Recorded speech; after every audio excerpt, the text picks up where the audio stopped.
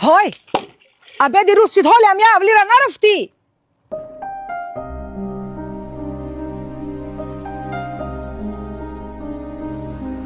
ها جای آخری تا یافتی کارو هم ماندگی ابد کد استایده ایجا.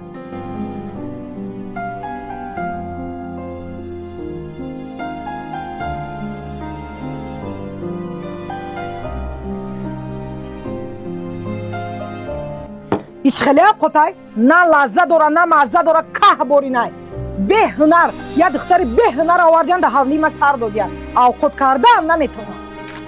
بیا تست کن ایامی اول تو ماده معقول نبودی.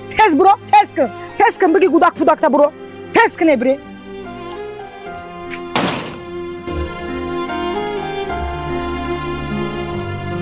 نمیشه زنی تو عموما نمیشه نه یک کار کده میتونه نه یک خوراکی به مزه پخته میتونه. هوای میبینم عصبم ویران میشه. نه گفتم نه.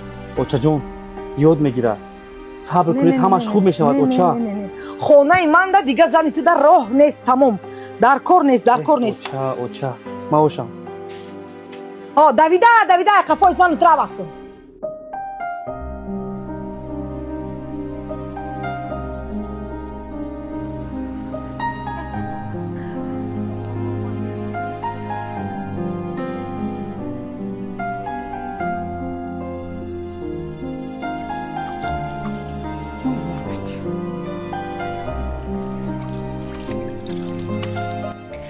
جان چه گیرد؟ جانی چه؟ مثلا خواب چه خیلی به حد با مثلا به حد دستکا درد نبینه بچم.